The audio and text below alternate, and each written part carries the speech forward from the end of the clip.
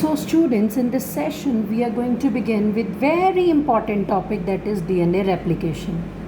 Students, in our last video we have already discussed two experiments, one by Matthew Michelson and Stahl and other by Taylor et al., means Taylor and his co-workers. Those two scientists, they have proved that DNA replication is semi conservative, means ਜਿਹੜੀ DNA ਦੀ replication ਹੁੰਦੀ ਹੈ ਉਹ semi conservative means ਜਿਹੜੇ new daughter strand ਬਣਦੇ ਆ ਉਹਨਾਂ 'ਚ half 50% of the strand parental ਹੁੰਦੇ ਤੇ 50% new ਹੁੰਦੇ, ਅਸੀਂ ਇਹ ਚੀਜ਼ ਕਰ ਚੁੱਕੇ ਹਾਂ। ਸੋ ਕਿਹਾ ਜਾਂਦਾ DNA replication is semi conservative। ਹੁਣ ਅਸੀਂ ਮਕੈਨਿਜ਼ਮ ਪ੍ਰੋਸੈਸ ਸ਼ੁਰੂ ਕਰਨਾ DNA ਰੈਪਲੀਕੇਸ਼ਨ ਦਾ। ਉਸ ਤੋਂ ਪਹਿਲਾਂ ਅਸੀਂ ਮਸ਼ੀਨਰੀ ਐਂਡ ਐਨਜ਼ਾਈਮਸ ਪੜਾਂਗੇ ਕਿ ਕਿਹੜੀਆਂ ਐਸੀਆਂ ਐਨਜ਼ਾਈਮ ਨੇ ਜਿਹੜੀਆਂ DNA ਰੈਪਲੀਕੇਸ਼ਨ ਲਈ ਚਾਹੀਦੀਆਂ ਹੁੰਦੀਆਂ, ਠੀਕ ਹੈ ਜੀ। ਸੋ ਨੰਬਰ 1 ਇਜ਼ ਸਭ ਤੋਂ ਇੰਪੋਰਟੈਂਟ ਇੱਕ ਐਨਜ਼ਾਈਮ ਜਿਹਨੂੰ ਅਸੀਂ ਨਾਰਮਲੀ DNA ਪੋਲੀਮਰੇਜ਼ ਵੀ ਕਹਿੰਦੇ ਆ ਜਾਂ DNA ਡਿਪੈਂਡੈਂਟ DNA ਪੋਲੀਮਰੇਜ਼ ਵੀ ਕਿਹਾ ਜਾਂਦਾ ਹੈ। ਬੇਟਾ ਯਾਦ ਰੱਖਣਾ ਤੁਸੀਂ, ਪੋਲੀਮਰੇਜ਼ ਜਿਹੜੀ ਹੈ ਉਹ ਨਵੇਂ ਨਿਊਕਲੀਓਟਾਈਡ ਐਡ ਕਰਦੀ ਹੈ and the process is called as polymerisation, ਠੀਕ ਹੈ। ਬਿਕੋਜ਼ ਜਦੋਂ ਨਵੀਂ ਚੇਨ ਬਣਨੀ ਹੈ DNA ਦੇ ਇੱਕ ਪੇਰੈਂਟ ਸਟ੍ਰੈਂਡ ਤੋਂ ਨਵਾਂ ਸਟ੍ਰੈਂਡ ਬਣਨਾ ਬੱਚੇ, ਤਾਂ ਉਹਦੇ ਵਿੱਚ ਕੀ ਹੋਣਾ, ਉਹਦੇ ਵਿੱਚ ਨਵੇਂ ਨਿਊਕਲੀਓਟਾਈਡ ਚਾਹੀਦੇ ਨੇ, ਇੱਟਾਂ ਤਾਂ ਚਾਹੀਦੀਆਂ ਨਾ to form a wall. So similarly here new nucleotides, ਤੇ DNA ਦੇ ਵਿੱਚ ਅਸੀਂ ਨਿਊਕਲੀਓਟਾਈਡ ਨੂੰ ਡੀਆਕਸੀ ਨਿਊਕਲੀਓਟਾਈਡਸ ਕਹਿੰਦੇ ਹਾਂ। ਸੋ ਉਹ ਨਿਊਕਲੀਓਟਾਈਡ ਜਿਹੜੇ ਮੈਨੂੰ ਚਾਹੀਦੇ ਹੈ to form a new strand and the process of addition of these nucleotides is called as polymerisation. ਤਾਂ ਉਹਦੇ ਲਈ ਐਨਜ਼ਾਈਮ ਕਿਹੜੀ ਹੈ, DNA ਪੋਲੀਮਰੇਜ਼ ਸਭ ਤੋਂ ਇੰਪੋਰਟੈਂਟ ਐਨਜ਼ਾਈਮ। ਇਹਦੇ ਕੁਛ ਉਹ ਨੇ DNA ਪੋਲੀਮਰੇਜ਼ ਦੇ ਫਾਇਦੇ, ਇੱਕ ਤਾਂ ਪੋਲੀਮਰਾਈਜੇਸ਼ਨ ਤਾਂ ਇਹ ਕਰਦੀ ਹੈ। Number 2 high degree of accuracy. ਇਸ ਐਨਜ਼ਾਈਮ ਦੇ ਵਿੱਚ ਇੱਕ ਬੜੀ ਇੰਪੋਰਟੈਂਟ ਖਾਸੀਅਤ ਹੈ ਕਿ ਹਾਈ ਡਿਗਰੀ ਆਫ ਐਕਿਊਰੇਸੀ ਰੱਖਦੀ, ਮੀਨਸ ਇਹਦਾ ਮਤਲਬ ਸਮਝਣਾ। ਹੁਣ ਜੇ ਇੱਕ ਚੇਨ ਦੇ ਵਿੱਚ ਮੇਰੇ ਕੋਲ A ਹੈ ਤੇ ਜਿਹੜੇ ਨਵਾਂ ਚੇਨ ਬਣੇਗਾ ਉਹ 'ਚ ਕੀ ਹੋਣਾ ਚਾਹੀਦਾ, T। ਅਗਰ ਇੱਕ 'ਚ C ਹੈ ਨਵੀਂ ਚੇਨ 'ਚ ਕੀ ਹੋਣਾ ਚਾਹੀਦਾ, G। ਅਗਰ ਇੱਕ 'ਚ G ਹੈ ਨਵੀਂ ਚੇਨ 'ਚ ਕੀ ਹੋਣਾ ਚਾਹੀਦਾ, C। ਇਹਦਾ ਕੀ ਮਤਲਬ ਕਿ ਸਾਨੂੰ ਪਤਾ ਹੈ ਕਿ A ਨੇ T ਨਾਲ ਹੀ ਬੌਂਡ ਬਣਾਉਣਾ ਹੈ, G ਨੇ C ਨਾਲ ਹੀ ਬੌਂਡ ਬਣਾਉਣਾ ਹੈ, ਤਾਂ ਨਵੇਂ ਸਟ੍ਰੈਂਡ ਦੇ ਵਿੱਚ ਐਕਿਊਰੇਟਲੀ ਉਹੀ ਵਾਲੇ ਨਿਊਕਲੀਓਟਾਈਡਸ ਲੱਗਣੇ ਚਾਹੀਦੇ ਹੈ। ਤਾਂ ਇਹ ਕਿਹਦਾ ਕੰਮ ਹੈ, DNA ਪੋਲੀਮਰੇਜ਼। ਐਂਡ ਇੱਕ ਗੱਲ ਹੋਰ, ਬਹੁਤ ਥੋੜ੍ਹੇ ਸਮੇਂ 'ਚ ਇਹ ਬਹੁਤ ਜ਼ਿਆਦਾ ਨੰਬਰ ਆਫ ਨਿਊਕਲੀਓਟਾਈਡਸ ਐਡ ਕਰਾਉਂਦੀ ਹੈ, adds large number of nucleotides in a very short time. So ਇਹ ਤਿੰਨ ਤੁਸੀਂ ਕਹਿ ਲਓ ਇਹਦੀਆਂ ਐਡਵਾਂਟੇਜਸ ਨੇ ਜਾਂ ਖਾਸੀਅਤ ਹੈ ਆਫ DNA ਪੋਲੀਮਰੇਜ਼, ਠੀਕ ਹੈ ਜੀ। ਜਿਵੇਂ ਉਹਨੇ ਫੋਰ ਐਗਜ਼ਾਮਪਲ ਦੇ ਕੇ ਦੱਸਿਆ ਕਿ ਈਕੋਲਾਈ ਦੇ ਵਿੱਚ 4.6 × 10⁶ ਬੇਸ ਪੇਅਰ ਹੁੰਦੇ ਆ ਐਂਡ ਇਸ ਇੱਕ ਜਿਹੜੀ ਚੇਨ ਹੈ, ਜਿਹੜੇ ਬੇਸ ਪੇਅਰਸ ਨੇ ਉਹਦੇ ਓਪੋਜ਼ਿਟ ਹੋਰ ਲੱਗਣੇ ਆ ਨਾ ਨਵੀਂ ਚੇਨ 'ਚ, ਤਾਂ 18 ਮਿੰਟ ਦੇ ਵਿੱਚ ਇੰਨੇ ਬੇਸ ਪੇਅਰ ਦੀ ਰੈਪਲੀਕੇਸ਼ਨ ਹੋ ਜਾਂਦੀ ਹੈ। 4.6 × 10⁶ ਬੇਸ ਪੇਅਰ ਦੀ ਰੈਪਲੀਕੇਸ਼ਨ, ਉਹਦੇ ਵਰਗੇ ਹੋਰ ਬੇਸ ਪੇਅਰ ਲੱਗਣੇ 18 ਮਿੰਟਸ। ਇਹਦਾ ਮਤਲਬ DNA ਪੋਲੀਮਰੇਜ਼ ਦਾ ਕੰਮ ਬਹੁਤ ਫਾਸਟ ਹੈ, ਰਾਈਟ। ਸੋ DNA ਪੋਲੀਮਰੇਜ਼ ਬੇਸਿਕਲੀ ਪ੍ਰੋਕੈਰੀਓਟਸ ਦੇ ਵਿੱਚ 3 ਤਰ੍ਹਾਂ ਦੀ ਹੁੰਦੀ ਹੈ, DNA ਪੋਲੀਮਰੇਜ਼ 1, 2 ਐਂਡ 3। ਯੂਕੈਰੀਓਟਸ 'ਚ 5 ਟਾਈਪਸ ਹੁੰਦੀ ਹੈ, ਠੀਕ ਹੈ ਜੀ। ਐਲਫਾ, ਬੀਟਾ, ਗਾਮਾ, ਐਪਸਾਈਲਨ ਤੇ sigma. Alpha, beta, gamma, this is delta, psi ਨਹੀਂ delta, sorry, delta and epsilon. So there are 5 different types of DNA polymerase in case of eukaryotes and 3 different types of polymerase in case of prokaryotes. ਜਿਹੜੀ basically 3 ਹੈ ਬੇਟਾ DNA polymerase 3 prokaryotes, ਇਹ main ਰੈਪਲੀਕੇਟਿੰਗ enzyme ਹੈ, ਤੇ ਜਿਹੜੀਆਂ ਉੱਪਰਲੀਆਂ 2 ਹੈ mainly DNA repair ਕਰਦੀਆਂ। ਕੀ ਹੁੰਦੀ ਹੈ DNA ਰਿਪੇਅਰ, ਅਸੀਂ ਲੇਟਰ ਔਨ ਡਿਸਕਸ ਕਰਾਂਗੇ, ਰਾਈਟ। ਸੋ ਉਸ ਤੋਂ ਬਾਅਦ ਨੈਕਸਟ ਜਿਹੜੀਆਂ 5 ਟਾਈਪਸ ਇਨ ਕੇਸ ਆਫ ਯੂਕੈਰੀਓਟਸ ਹੈ, ਇਹਦੇ ਵਿੱਚ ਜਿਹੜੀ ਐਲਫਾ ਹੈ ਇਹ ਰੈਪਲੀਕੇਸ਼ਨ ਨੂੰ ਇਨੀਸ਼ੀਏਟ ਕਰਦੀ ਹੈ, ਉਹ ਆਪਾਂ ਦੇਖਾਂਗੇ ਕਿਵੇਂ। ਬੀਟਾ ਰਿਪੇਅਰ, ਗਾਮਾ ਮਾਈਟੋਕੌਂਡਰੀਅਲ DNA ਰੈਪਲੀਕੇਸ਼ਨ, ਜਿਹੜੀ ਸਾਡੇ ਕੋਲ ਡੈਲਟਾ ਹੈ, ਡੈਲਟਾ ਵਾਲੀ ਮੇਨ ਪੋਲੀਮਰੇਜ਼ ਐਨਜ਼ਾਈਮ ਇਨ ਯੂਕੈਰੀਓਟਸ ਹੈ, ਤੇ ਜਿਹੜੀ ਐਪਸਾਈਲਨ ਹੈ ਇਹ ਵੀ ਪੋਲੀਮਰੇਜ਼ ਐਕਟੀਵਿਟੀ ਕਰਦੀ ਹੈ, specially in the lagging strand. Lagging strand ਕੀ ਅਸੀਂ ਲੇਟਰ ਔਨ ਡਿਸਕਸ ਕਰਦੇ ਹਾਂ, means different enzymes have different functions. Mainly ਜੇ ਅਸੀਂ ਪ੍ਰੋਕੈਰੀਓਟਸ ਦੀ ਜਿਹੜੀ ਪੜ੍ਹਨੀ ਹੈ ਰੈਪਲੀਕੇਸ਼ਨ, ਉਹਦੇ 'ਚ DNA ਪੋਲੀਮਰੇਜ਼ 3 ਮੇਨ ਰੈਪਲੀਕੇਟਿੰਗ ਐਨਜ਼ਾਈਮ ਹੈ। ਸੋ ਬੱਚੇ ਪਹਿਲੀ ਅਸੀਂ ਪੜ੍ਹ ਲਈ DNA ਪੋਲੀਮਰੇਜ਼ ਜਿੰਨੇ ਨਵੇਂ ਨਿਊਕਲੀਓਟਾਈਡਸ ਐਡ ਕਰਵਾਉਣੇ ਆ। Second is DNA ਲਾਈਗੇਜ਼। ਬੇਟਾ ਲਾਈਗੇਜ਼ ਦਾ ਕੰਮ ਪਤਾ ਕੀ ਹੈ, ਸਪੋਜ਼ ਹੁਣ ਇੱਕ ਨਵਾਂ ਸਟ੍ਰੈਂਡ ਬਣ ਗਿਆ DNA ਦਾ, ਉਹ ਪਾਰਟਸ ਵਿੱਚ ਬਣਿਆ, ਉਹਨੂੰ ਜੋੜਨਾ। ਇੱਕ ਤਰ੍ਹਾਂ ਦਾ ਤੁਸੀਂ ਕਹਿ ਲਓ ਫੈਵੀਕੋਲ ਦਾ ਕੰਮ ਕਰਦਾ ਡੀਐਨਏ ਲਾਈਗੇਸ। ਜੁਆਇਨਸ ਨਿਊਲੀ ਸਿੰਥੇਸਾਈਜ਼ਡ ਸੈਗਮੈਂਟਸ ਜਾਂ ਫਰੈਗਮੈਂਟਸ ਆਫ ਡੀਐਨਏ। ਡੀਐਨਏ ਦੇ ਜਿਹੜੀਆਂ ਅਲੱਗ-ਅਲੱਗ ਫਰੈਗਮੈਂਟਸ ਬਣੇ ਉਹਨੂੰ ਜੋੜਨ ਦਾ ਕੰਮ ਡੀਐਨਏ ਲਾਈਗੇਸ ਕਰਦੀ ਹੈ, ਰਾਈਟ।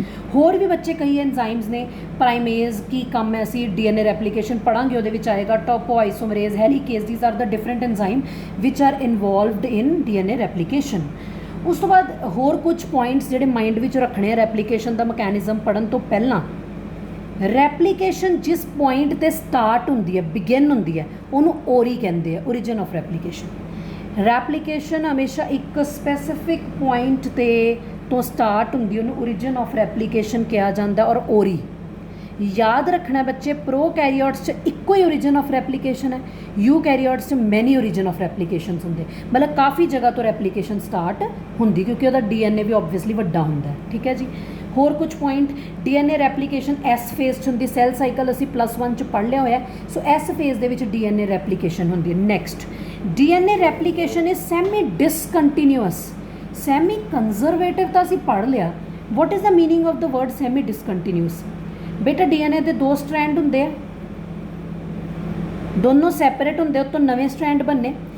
ਇੱਕ ਸਟ੍ਰੈਂਡ ਤੋਂ ਜਿਹੜਾ ਨਵਾਂ ਸਟ੍ਰੈਂਡ ਬਣਦਾ ਉਹ ਕੰਟੀਨਿਊਅਸਲੀ ਬਣਦਾ ਹੈ, ਅਤੇ ਦੂਜੇ ਸਟ੍ਰੈਂਡ ਤੋਂ ਜਿਹੜਾ ਨਵਾਂ ਸਟ੍ਰੈਂਡ ਬਣਦਾ ਉਹ ਪਾਰਟਸ ਵਿੱਚ ਬਣਦਾ, ਡਿਸਕੰਟੀਨਿਊਅਸਲੀ, ਟੋਟਿਆਂ ਦੇ ਵਿੱਚ ਬਣਦਾ, ਉਹਨੂੰ ਅਸੀਂ ਕਹਿੰਦੇ ਸੈਮੀ ਡਿਸਕੰਟੀਨਿਊਅਸ। ਪੜਾਂਗੇ ਅਸੀਂ ਤਾਂ ਹੋਰ ਕਲੈਰਿਟੀ ਆਏਗੀ, ਠੀਕ ਹੈ ਜੀ। ਉਸ ਤੋਂ ਬਾਅਦ ਇਨ ਪ੍ਰੋਕੈਰੀਓਟਸ ਰੈਪਲੀਕੇਸ਼ਨ ਟੇਕਸ ਪਲੇਸ ਇਨ ਸਾਈਟੋਪਲਾਜ਼ਮ। ਪ੍ਰੋਕੈਰੀਓਟਸ 'ਚ ਰੈਪਲੀਕੇਸ਼ਨ ਸਾਈਟੋਪਲਾਜ਼ਮ 'ਚ ਹੁੰਦੀ ਹੈ, ਯੂਕੈਰੀਓਟਸ 'ਚ ਨਿਊਕਲੀਅਸ 'ਚ ਹੁੰਦੀ ਹੈ। ਕੁਝ ਪੁਆਇੰਟ, ਕੁਝ ਗੱਲਾਂ ਧਿਆਨ 'ਚ ਰੱਖਣੀਆਂ before starting DNA replication. 2 terms ਨੇ ਕਲੀਅਰ ਕਰ ਲਈਏ, ਡੀਨੈਚੁਰੇਸ਼ਨ, ਰੀਨੈਚੁਰੇਸ਼ਨ। ਬੱਚੇ ਯਾਦ ਰੱਖਣਾ, ਡੀਐਨਏ ਦੇ ਜਿਹੜੇ 2 ਸਟ੍ਰੈਂਡ ਹੁੰਦੇ ਆਪਸ 'ਚ ਜੁੜੇ ਹੁੰਦੇ ਨੇ, ਇੰਟਰਵਾਈਨਡ ਹੋਏ ਹੁੰਦੇ ਆ, ਤਾਂ ਪਹਿਲਾਂ ਤਾਂ ਹੌਲੀ ਹੌਲੀ ਦੋਨੋਂ ਸਟ੍ਰੈਂਡ ਖੁੱਲ੍ਹਦੇ ਨੇ। ਜੇ ਅਸੀਂ ਉਹਦੀ ਰੈਪਲੀਕੇਸ਼ਨ ਕਰਾਉਣੀ ਹੈ, ਦੋਨੋਂ ਸਟ੍ਰੈਂਡ ਨੂੰ ਖੋਲ੍ਹਣਾ ਪੈਣਾ ਨਾ, ਤਾਂ ਡੀਨੈਚੁਰੇਸ਼ਨ ਕਹਿੰਦੇ ਨੇ, conversion of double strand into single strand state. Heat ਕਰਨ 'ਤੇ ਜਦੋਂ ਦੋਨੋਂ ਸਟ੍ਰੈਂਡ ਡਬਲ ਸਟ੍ਰੈਂਡਡ ਸਿੰਗਲ ਸਟ੍ਰੈਂਡ 'ਚ ਕਨਵਰਟ ਹੋ ਜਾਂਦੇ, ਉਹਨੂੰ ਡੀਨੈਚੁਰੇਸ਼ਨ ਕਹਿੰਦੇ ਨੇ। ਟੈਂਪਰੇਚਰ 82 to 90 ਡਿਗਰੀ ਸੈਲਸੀਅਸ 'ਤੇ ਦੋਨੋਂ ਸਟ੍ਰੈਂਡ ਸੈਪਰੇਟ ਹੋ ਜਾਂਦੇ। ਕਰਨਾ ਕੀ ਹੈ, ਸੈਪਰੇਟ ਕਿਵੇਂ ਹੋਣਾ? ਦੋਨਾਂ ਸਟ੍ਰੈਂਡ ਦੇ ਵਿੱਚ ਹਾਈਡਰੋਜਨ ਬੌਂਡ ਨੇ, ਬੌਂਡਸ ਟੁੱਟਣਗੇ ਹਾਈ ਟੈਂਪਰੇਚਰ 'ਤੇ, ਦੋਨੋਂ ਸਟ੍ਰੈਂਡ ਸੈਪਰੇਟ ਹੋ ਜਾਣਗੇ। ਦੈਨ ਕਮਿੰਗ ਟੂ ਰੀਨੈਚੁਰੇਸ਼ਨ, ਜਦੋਂ ਸੈਪਰੇਟ ਹੋਏ ਸਟ੍ਰੈਂਡ ਨੂੰ ਅਸੀਂ ਨੋਰਮਲ ਤੇ ਲੋ ਟੈਂਪਰੇਚਰ 'ਤੇ ਲੈ ਕੇ ਆਉਂਦੇ ਹਾਂ, ਜਦੋਂ ਤੁਸੀਂ ਉਹਨੂੰ ਲੋ ਟੈਂਪਰੇਚਰ 'ਤੇ ਲੈ ਕੇ ਦੁਬਾਰਾ ਤੋਂ ਐਸੋਸੀਏਟ ਹੋ ਗਏ, ਜੁੜ ਗਏ, ਇੰਟਰਵਾਈਨਡ ਹੋ ਗਏ, ਉਹਨੂੰ ਰੀਨੈਚੁਰੇਸ਼ਨ ਕਹਿੰਦੇ ਆ। ਸੋ ਡੀਐਨਏ ਰੈਪਲੀਕੇਸ਼ਨ ਹੋਣ ਲਈ ਦੋਨੋਂ ਸਟ੍ਰੈਂਡ ਨੂੰ ਸੈਪਰੇਟ ਹੋਣਾ ਜ਼ਰੂਰੀ ਹੈ, ਠੀਕ ਹੈ ਜੀ। ਸੋ ਬੇਟਾ ਹੁਣ ਅਸੀਂ ਸਟਾਰਟ ਕਰਨ ਜਾ ਰਹੇ ਹਾਂ mechanism of DNA replication, right. ਕਿਵੇਂ ਚੱਲਦੀ ਹੈ, ਕਿਹੜੇ ਸਟੈਪਸ ਆਉਂਦੇ ਨੇ ਡੀਐਨਏ ਰੈਪਲੀਕੇਸ਼ਨ 'ਚ, ਹੁਣ ਅਸੀਂ ਉਹ ਡਿਸਕਸ ਕਰਾਂਗੇ, ਠੀਕ ਹੈ ਜੀ। ਅਸੀਂ ਮਸ਼ੀਨਰੀ ਪੜ੍ਹ ਲਈ, ਅਸੀਂ ਐਂਜ਼ਾਈਮਸ ਪੜ੍ਹ ਲਈਆਂ, ਹੁਣ ਅਸੀਂ ਡਿਟੇਲ ਦੇ ਵਿੱਚ ਡਿਸਕਸ ਕਰਨ ਜਾ ਰਹੇ ਹਾਂ ਮਕੈਨਿਜ਼ਮ ਆਫ ਡੀਐਨਏ ਰੈਪਲੀਕੇਸ਼ਨ।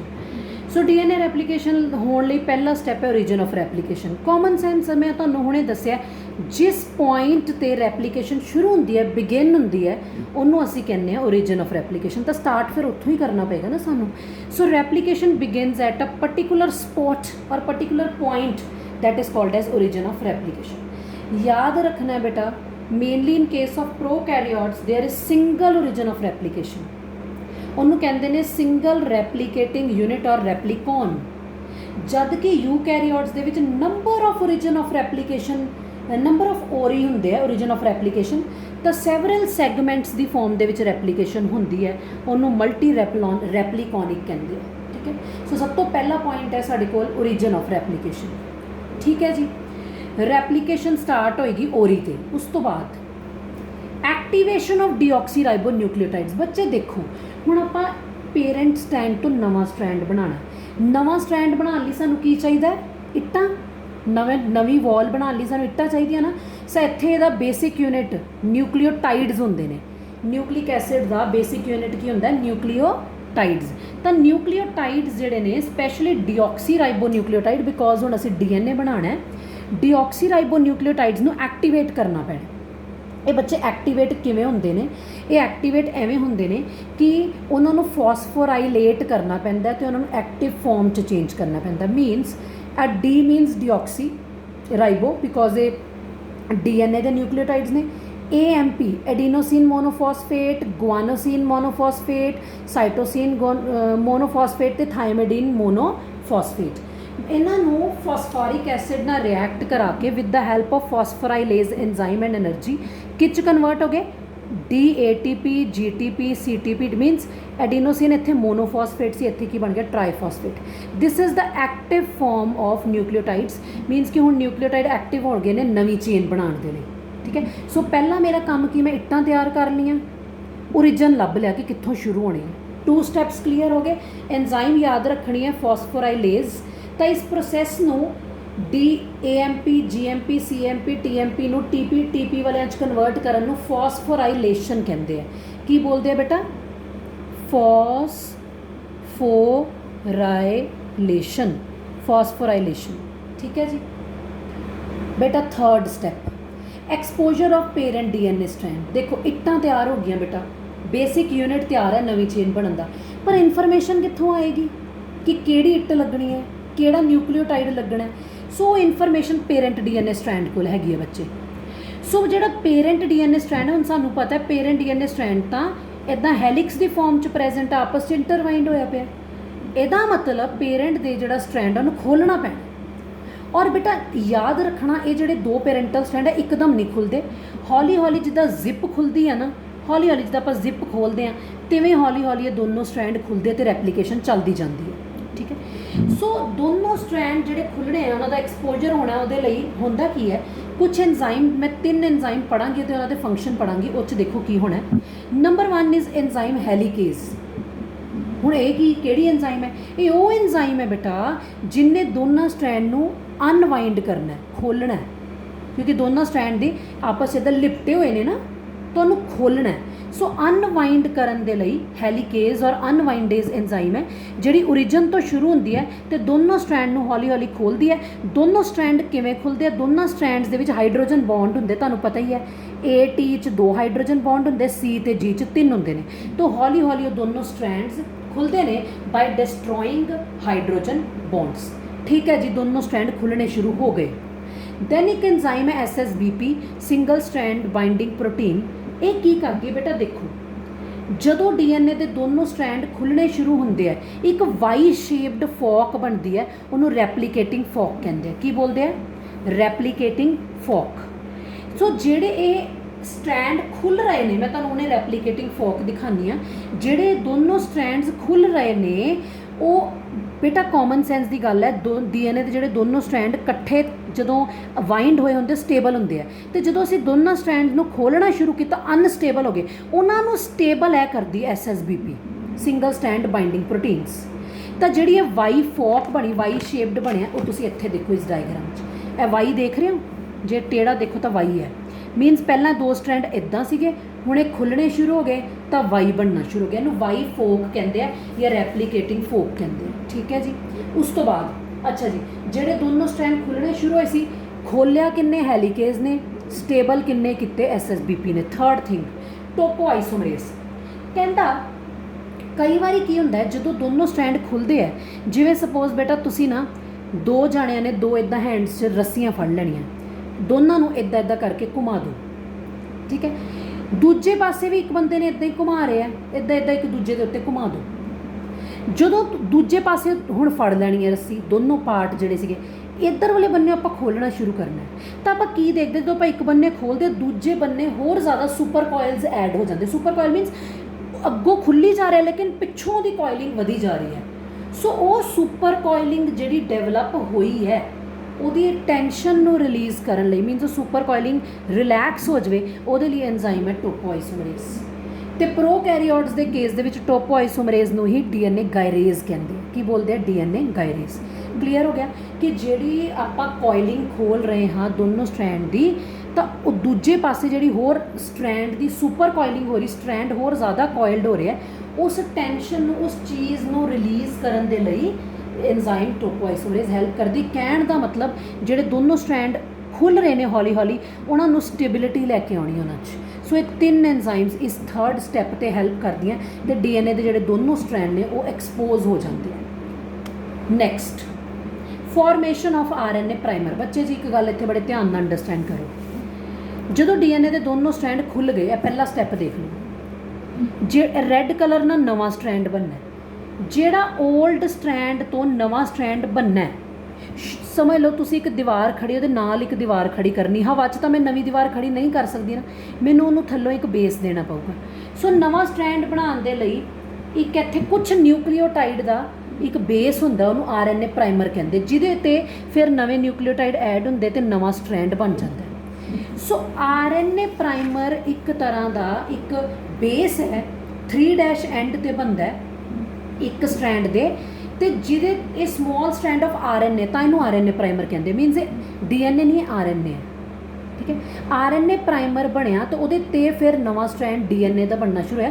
ਬਾਅਦ ਚੋਂ RNA ਪ੍ਰਾਈਮਰ ਨੂੰ ਰਿਪਲੇਸ ਕਰ ਦਿੰਦੇ ਹਟਾ ਦਿੰਦੇ ਕਿਉਂਕਿ ਆਪਣਾ ਤਾਂ DNA ਸਟ੍ਰੈਂਡ ਹੈ ਨਾ ਸੋ RNA ਪ੍ਰਾਈਮਰ ਹੈਲਪ ਕਰਦਾ ਇੱਕ ਬੇਸ ਬਣਾਉਣ ਦੇ ਵਿੱਚ ਤੇ ਉਸ ਤੋਂ ਬਾਅਦ ਫਿਰ DNA ਦਾ ਪੂਰਾ ਸਟ੍ਰੈਂਡ ਡਿਵੈਲਪ ਕਰਦਾ ਤਾਂ ਜਿਹੜਾ ਪ੍ਰਾਈਮਰ ਲੱਗਦਾ with the help of which enzyme synthesise ਹੁੰਦਾ ਪ੍ਰਾਈਮੇਜ਼ ਔਰ RNA ਪੋਲੀਮਰੇਜ਼ ਪ੍ਰਾਈਮੇਜ਼ ਜਾਂ RNA ਪੋਲੀਮਰੇਜ਼ ਤਾਂ ਜਿਹੜਾ RNA ਪ੍ਰਾਈਮਰ ਬਣਿਆ ਉਹ ਲੱਗਦਾ ਫਿਰ RNA ਪ੍ਰਾਈਮਰ ਜਿਹੜਾ ਨਵਾਂ ਸਟ੍ਰੈਂਡ ਬਣਾਉਣ 'ਚ ਹੈਲਪ ਕਰਦਾ ਹੁਣ DNA ਦੇ ਦੋ ਸਟ੍ਰੈਂਡ ਹੈ ਕਿਹੜੇ ਵਾਲੀ ਡਾਇਰੈਕਸ਼ਨ 'ਚ ਨਵਾਂ ਸਟ੍ਰੈਂਡ ਬਣਨਾ ਉਹ ਆਪਾਂ ਹੁਣ ਕਰਾਂਗੇ ਪਹਿਲਾਂ ਆਪਾਂ ਬੇਸ ਬਣਾ ਲਿਆ ਓਰੀਜਨ ਆਫ ਰੈਪਲੀਕੇਸ਼ਨ ਲੱਭ ਲਿਆ ਨਿਊਕਲੀਓਟਾਈਡ ਤਿਆਰ ਕਰਾ ਲਏ ਪੇਰੈਂਟ ਦੇ ਸਟ੍ਰੈਂਡ ਐਕਸਪੋਜ਼ ਕਰਤੇ ਤਾਂ ਕਿ ਨਵਾਂ ਸਟ੍ਰੈਂਡ ਬੇਸ ਵੀ ਬਣਾ ਲਿਆ ਹੁਣ ਨਵੇਂ ਨਿਊਕਲੀਓਟਾਈਡਸ ਐਡ ਹੋਣਗੇ ਬੱਚੇ ਨਵੇਂ ਨਿਊਕਲੀਓਟਾਈਡਸ ਐਡ ਹੋਣ ਲਈ ਤੁਹਾਨੂੰ ਪਹਿਲਾਂ ਇੱਥੇ ਆਪਾਂ ਨੂੰ ਇਹ ਅੰਡਰਸਟੈਂਡ ਕਰਨਾ ਹੈ ਕਿ ਕਿਹੜੀ ਵਾਲੀ ਡਾਇਰੈਕਸ਼ਨ 'ਚ ਰੈਪਲੀਕੇਸ਼ਨ ਹੋਏਗੀ ਫਿਰ ਅਸੀਂ ਬੇਸ ਪੇਅਰਿੰਗ ਸ਼ੁਰੂ ਕਰਾਂਗੇ ਨੈਕਸਟ 5th ਸਟੈਪ ਠੀਕ ਹੈ ਜੀ ਪਹਿਲਾਂ ਇੱਕ ਗੱਲ ਅਸੀਂ ਬਹੁਤ ਧਿਆਨ ਨਾਲ ਇੱਥੇ ਅੰਡਰਸਟੈਂਡ ਕਰਨੀ ਹੈ ਬੱਚੇ ਪਲੀਜ਼ ਕੇਅਰਫੁਲੀ ਅੰਡਰਸਟੈਂਡ ਕਰੋ ਦੇਖੋ ਠੀਕ ਹੈ ਸਪੋਜ਼ ਮੈਂ ਇੱਕ ਪਲੇਨ ਜਗ੍ਹਾ 'ਤੇ ਤੁਹਾਨੂੰ ਅੰਡਰਸਟੈਂਡ ਕਰਵਾਉਣੀ ਹੈ suppose these are the two strands of DNA ਇੱਕ ਦੀ ਡਾਇਰੈਕਸ਼ਨ 5' to 3' ਹੈ ਇੱਕ ਦੀ ਡਾਇਰੈਕਸ਼ਨ 3' to 5' ਹੈ ਬੱਚੇ ਧਿਆਨ ਨਾਲ ਸਮਝਣੀ ਗੱਲ ਚਲੋ ਇਹ ਹੌਲੀ ਹੌਲੀ ਖੁੱਲਦੇ ਆ Y shaped curve Y shaped fork ਬਣ ਜਾਂਦੀ ਉਹ ਮੈਂ ਤੁਹਾਨੂੰ ਬਾਅਦ ਚੋਂ ਅੰਡਰਸਟੈਂਡ ਕਰਾਂਗੀ ਪਹਿਲਾਂ ਡਾਇਰੈਕਸ਼ਨ ਸਮਝੋ ਕਿ DNA ਰੈਪਲੀਕੇਸ਼ਨ ਕਿੱਧਰੋਂ ਕਿੱਧਰ ਹੁੰਦੀ ਹੈ ਦੇਖੋ ਜੀ ਨਵਾਂ ਸਟ੍ਰੈਂਡ ਨਿਊ ਸਟ੍ਰੈਂਡ ਆਪ ਦੋਨਾਂ ਸਟ੍ਰੈਂਡ ਦੀ ਹੋਣੀ ਹੈ ਨਾ ਨਵਾਂ ਸਟ੍ਰੈਂਡ 5' to 3' ਡਾਇਰੈਕਸ਼ਨ 'ਚ ਬਣਦਾ ਹੈ ਤੇ parent the strand 3' to 5' direction 'ਚ ਰੀਡ ਹੁੰਦਾ ਹੈ ਆ ਪੇਰੈਂਟ ਦਾ ਸਟ੍ਰੈਂਡ ਹੈ 3' ਡਾਇਰੈਕਸ਼ਨ 'ਚ ਹੈ ਨਾ ਇਹ ਇੱਧਰੋਂ ਇੱਧਰ ਰੀਡ ਹੋ ਰਿਹਾ 3' to 5' ਤਾਂ ਜਿਹੜਾ ਇੱਧਰ ਨਵਾਂ ਸਟ੍ਰੈਂਡ ਬਣ ਰਿਹਾ ਉਹਦੀ ਡਾਇਰੈਕਸ਼ਨ ਪਤਾ ਕੀ ਹੋਏਗੀ 5' to 3' ਧਿਆਨ ਨਾਲ ਸਮਝੋ ਮੈਂ ਇਸ ਚੀਜ਼ ਨੂੰ ਆਪਣੇ ਟਾਈਮ ਤੇ ਐਵੇਂ ਯਾਦ ਕਰਿਆ ਸੀ S ਫॉर ਸਿੰਥੇਸਿਸ ਤੇ 5 ਤੇ S ਮਿਲਦੇ ਜੁਲਦੇ ਆ ਨਾ 5' ਡਾਇਰੈਕਸ਼ਨ ਤੇ ਨਿਊ ਸਟ੍ਰੈਂਡ ਜਿਹੜਾ ਹੈ ਉਹ ਸਿੰਥੇਸਾਈਜ਼ ਹੋਣਾ ਮਤਲਬ ਪੁਰਾਣੇ ਸਟ੍ਰੈਂਡ ਦਾ ਨਹੀਂ 5' ਦੇਖਣਾ ਨਵੇਂ ਸਟ੍ਰੈਂਡ ਜਿਹੜਾ ਬਣਨਾ ਹੈ ਉਹ 5 to 3 ਬਣਨਾ ਪੁਰਾਣੇ ਦੀ ਰੀਡਿੰਗ ਜਿਹੜਾ ਪੁਰਾਣਾ ਪੜ੍ਹਨਾ ਉਹਨੇ ਕਿ ਪੁਰਾਣੇ 'ਚ A ਹੈ ਕਿ T ਹੈ ਉਹ 3 to 5 ਪੜ੍ਹਨਾ ਸਮਝ ਲੱਗ ਗਈ so new strand is synthesise from 5' to 3' direction ਇਹ ਇੱਕ ਸਟ੍ਰੈਂਡ ਹੋ ਗਿਆ ਹੁਣ ਦੂਜੇ ਸਟ੍ਰੈਂਡ ਦੀ ਗੱਲ ਕਰ ਲਈਏ ਦੂਜਾ ਸਟ੍ਰੈਂਡ ਵੇਖ ਲਓ ਹੁਣ ਇਹਦਾ ਇੱਧਰ 3 ਹੈ ਇੱਧਰ 5 ਹੈ ਇਹਨੇ ਰੀਡ ਕਿੱਧਰੋਂ ਕਿੱਧਰ ਹੋਣਾ 3 to 5 ਤੇ ਜਿਹੜਾ ਇੱਧਰ ਨਵਾਂ ਬਣੇਗਾ ਉਹਦੀ ਡਾਇਰੈਕਸ਼ਨ ਕੀ ਬਣੇਗੀ 5 to 3 is it clear new strand farms from 5' to 3' direction old strand will be red from 3 to 5 ਇਹ ਦੇਖੋ ਓਲਡ ਸਟ੍ਰੈਂਡ ਇਹ ਓਲਡ ਸਟ੍ਰੈਂਡ ਦਾ 3' ਹੈ ਜਿਹੜਾ ਮੈਂ ਬਲੂ ਕਲਰ ਨਾਲ ਬਣਾਇਆ ਉਹ 3 to 5 ਰੀਡ ਹੋ ਰਿਹਾ ਦੇਖ ਲਓ ਤੇ ਜਿਹੜਾ ਨਵਾਂ ਸਟ੍ਰੈਂਡ ਹੈ ਬਣ ਰਿਹਾ ਜਦੋਂ ਤੁਸੀਂ ਬਾਅਦ 'ਚ ਇਹਦੀ ਡਾਇਰੈਕਸ਼ਨ ਦੇਖੋਗੇ 5 to 3 ਇੱਥੇ 3' ਤੁਸੀਂ ਲਿਖ ਵੀ ਸਕਦੇ ਹੋ ਠੀਕ ਹੈ ਕਲੀਅਰ ਹੋ ਗਿਆ ਸੋ ਹੋਇਆ ਕਿ ਜਦੋਂ ਇਹ ਰੈਪਲੀਕੇਟਿੰਗ ਫੋਕ ਬਣਿਆ ਖੁੱਲ੍ਹਣਾ ਸ਼ੁਰੂ ਹੋ ਗਿਆ ਸਟ੍ਰੈਂਡ ਤਾਂ ਤੁਸੀਂ ਦੇਖੋ ਇੱਕ ਗੱਲ ਇੱਥੇ ਬਹੁਤ ਧਿਆਨ ਨਾਲ ਫਿਰ ਤੋਂ ਸਮਝਣੀ ਹੈ ਕਿ ਜਿਹੜਾ ਆਹ ਵਾਲਾ ਇੱਕ ਪੇਰੈਂਟ ਦਾ ਸਟ੍ਰੈਂਡ ਹੈ ਜਿਹਨੂੰ ਮੈਂ 3 to 5 ਰੀਡ ਕਰ ਰਹੀ ਇਹ ਦੇਖੋ ਰਾਈਟ ਸਾਈਡ ਤੇ ਹੱਥ ਰੱਖ ਲਿਆ ਇਹਦੇ ਨਾਲ ਜਿਹੜਾ ਨਵਾਂ ਸਟ੍ਰੈਂਡ ਬਣਨ ਜਾ ਰਿਹਾ 5 to 3 ਇਹ ਕੰਟੀਨਿਊਅਸਲੀ ਬਣਨਾ ਲਗਾਤਾਰ ਬਣੀ ਜਾਣਾ ਜਿਹੜਾ ਉਲਟਾ ਦੂਜਾ ਟੈਂਪਲੇਟ ਸਟ੍ਰੈਂਡ ਹੈ ਜਿਹਨੂੰ ਮੈਂ ਇੱਧਰੋਂ ਰੀਡ ਕਰਨਾ 3 to 5 ਤੇ ਨਵਾਂ ਇੱਥੇ ਬਣੇਗਾ 5 to 3 ਉਹ ਪਾਰਟਸ ਵਿੱਚ ਬਣੇਗਾ ਟੋਟਿਆਂ 'ਚ ਬਣੇਗਾ ਉਹਨੂੰ ਲੈਗਿੰਗ ਸਟ੍ਰੈਂਡ ਕਹਿੰਦੇ ਜਿਹੜਾ ਸਟ੍ਰੈਂਡ ਕੰਟੀਨਿਊਅਸਲੀ ਬਣਦਾ ਲੀਡਿੰਗ ਸਟ੍ਰੈਂਡ ਇਹ ਕੰਟੀਨਿਊਅਸ ਸਟ੍ਰੈਂਡ ਹੈ ਕੰਟੀਨਿਊਅਸ ਹੈ ਤਾਂ ਜਿਹੜਾ ਸਟ੍ਰੈਂਡ ਟੋਟਿਆਂ 'ਚ ਬਣਦਾ ਸੀ ਉਹਨੂੰ ਕੀ ਬੋਲਦੇ ਆ ਲੈਗਿੰਗ ਸਟ੍ਰੈਂਡ ਠੀਕ ਹੈ ਉਸ ਤੋਂ ਬਾਅਦ ਕੀ ਹੋਇਆ ਇੱਥੇ ਪ੍ਰਾਈਮਰ ਲੱਗ ਗਿਆ ਪ੍ਰਾਈਮਰ ਦੇ ਨਾਲ ਆ ਕੇ ਹੁਣ ਨਵੇਂ ਉਹ ਲੱਗਣੇ ਨੇ ਨਿਊਕਲੀਓਟਾਈਡਸ ਨਵੇਂ ਨਿਊਕਲੀਓਟਾਈਡਸ ਕਿਵੇਂ ਲੱਗਣਗੇ ਦੇਖੋ ਇਹ ਪੁਰਾਣਾ ਸਟ੍ਰੈਂਡ ਹੈ ਬਲੂ ਕਲਰ ਵਾਲਾ ਆ ਪਹਿਲਾਂ ਪ੍ਰਾਈਮਰ ਲੱਗਾ, ਹੁਣ ਇੱਥੇ ਨਵੇਂ ਨਿਊਕਲੀਓਟਾਈਡ ਐਡ ਹੋਣਗੇ ਜਿੱਥੇ ਮੈਂ ਨਿਸ਼ਾਨ ਲਗਾਵਾਂਗੀ। ਜੇ ਪੁਰਾਣੇ ਸਟ੍ਰੈਂਡ 'ਚ ਇੱਥੇ ਏ ਹੈ ਤੇ ਇਹਦੇ ਓਪੋਜ਼ਿਟ ਨਵੇਂ ਸਟ੍ਰੈਂਡ 'ਚ ਕੀ ਲੱਗ ਜਾਏਗਾ ਟੀ। अगर पेरेंट वाले स्टैंड च टी है तो ओपोजिट की लग जाएगा ए, अगर नवे स्टैंड च जी है तो ओपोजिट की लग जाएगा सी। तो नवा स्टैंड दे विच बेस पेयर बनने शुरू हो गए। मीनस दो जिहड़े डीएनए दे पेरेंट ते स्टैंड सैपरेट हुए है वो हुण ਉਹਦੇ ਜਿਹੜੇ ਨਾਈਟ੍ਰੋਜਨ ਬੇਸ ਹੈ ATCG ਉਹ ਜਿਹੜਾ ਨਵਾਂ ਸਟ੍ਰੈਂਡ ਬਣੇਗਾ ਉੱਤੇ ਕਿਹੜੇ ਲਗਾਣਗੇ A ਦੇ ਆਪੋਜ਼ਿਟ T ਦੇ C ਦੇ G ਦੇ C। ਕਲੀਅਰ ਹੋ ਗਿਆ। आ देखो DATP opposite to T, DCTP opposite to G, TTP opposite to A and GTP opposite to C। Mean GC ना बॉन्ड बनाता है। एक पेरेंट के स्टैंड च जे A है तो opposite T होएगा, नवे स्टैंड च जे पुराने च T है नवे च A, पुराने च C है नवे च G, पुराने च G है नवे च C। इत्थे एंजाइम बेटा काम करेगी जिहड़ी बेस पेयरिंग बनाने चो है पायरोफॉस्फेटेज। किहड़ी एंजाइम है? पायरोफॉस्फेटेज। हुण इत्थे बच्चे हो की रहा है ਜਿਹੜੇ ਪਿਛਲੇ ਸਟੈਪ 'ਚ ਆਪਾਂ ਨਿਊਕਲੀਓਟਾਈਡਸ ਨੂੰ ਐਕਟਿਵ ਕੀਤਾ ਸੀ AMP ਤੋਂ TP ਵਾਲੇ ਬਣਾਏ ਸੀ, ਹੁਣ ਉਲਟਾ ਹੈ। ਜਦੋਂ ਬੇਸ ਪੇਅਰਿੰਗ ਹੋਗੀ ATP GTP CTP TTP ਦੁਬਾਰਾ ਤੋਂ ਕੀ ਬਣਾ ਦੇਣਗੇ AMP GMP CMP TMP 2 phosphate inorganic phosphate plus energy ਬਾਹਰ ਆਏਗੀ। ਇਹੀ એનર્ਜੀ ਜਿਹੜੇ ਬੇਸ ਪੇਅਰਸ ਨੇ ATCG ਉਹਨਾਂ 'ਚ ਹਾਈਡਰੋਜਨ ਬੌਂਡ ਬਣਾਉਣ 'ਚ ਹੈਲਪ ਕਰੇਗੀ। A ਤੇ T 'ਚ 2 ਹਾਈਡਰੋਜਨ ਬੌਂਡ ਬਣਨਗੇ, C ਤੇ G 'ਚ 3 hydrogen bonds will be formed and this energy will be consumed here. उस तो बाद आ गया न्यू स्ट्रैंड फॉर्मेशन। हुण पुराने स्ट्रैंड के ओपोजिट नवा स्ट्रैंड बनना शुरू हो गया। किहड़ी एंजाइम नवा स्ट्रैंड बना रही है? DNA polymerase 3 in case of prokaryotes and DNA polymerase delta and epsilon in case of eukaryotes. बच्चे DNA पॉलीमरेज अपने आप च एक कॉम्पलैक्स एंजाइम है जिहदे DNA पॉलीमरेज 3 दे अगे कुछ सब यूनिट्स ने 7 alpha beta delta gamma epsilon tau ते theta. This is tau this is theta. सब कुछ है अपने सब यूनिट्स ने DNA पॉलीमरेज 3 एंजाइम के जोड़े फरदर अलग अलग काम करते हैं। ठीक है जी।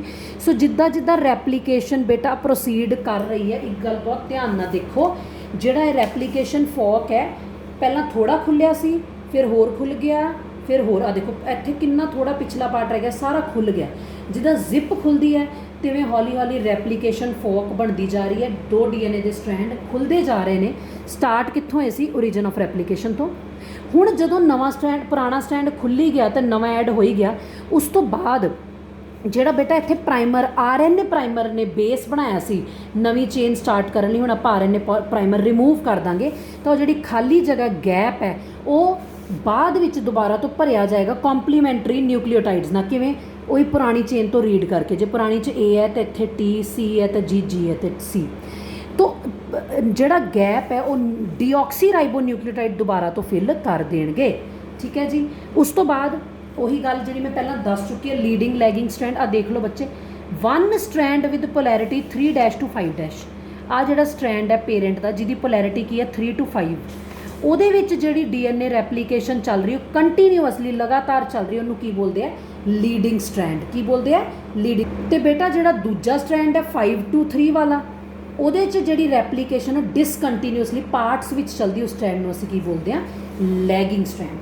ठीक है जी। तुसी इस डायग्राम में देखो, बहुत ही simple, you will find this diagram in your NCERT book, very simple and very clear diagram. ध्यान ना देखो, ए 2 स्ट्रैंड ने DNA दे खुले रैप्लीकेटिंग फॉक बनी, आ नवे स्ट्रैंड फॉर्म हो रहे। बेटा ज़रा ध्यान ना देखो, ए वाला जिहड़ा स्ट्रैंड है जिहदी अपनी डायरैक्शन की है 3 to 5, मैं थल्ले उपर देख रही 3 to 5, ਉਹਦੇ ਵਿੱਚ ਜਿਹੜਾ ਨਵਾਂ स्ट्रैंड बनना है दिस 5 to 3 बनया। न्यू स्ट्रैंड हमेशा किधरों किधर बनता है? 5 to 3।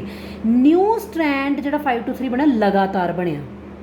हुण दूजे स्ट्रैंड ते आ जाओ, जेडे स्ट्रैंड की पोलैरिटी 5 to 3 वाल है ਉਹਦੇ 'ਚ ਜਿਹੜਾ नवा स्ट्रैंड बन रहा देखो इदा बनेगा ना ओपोजिट, क्योंकि 5 to 3 है नवा, इधरों 5 to 3 बनना है ना। सो किद्दां बन रहा है? Parts which डिसकंटीन्यूअसली।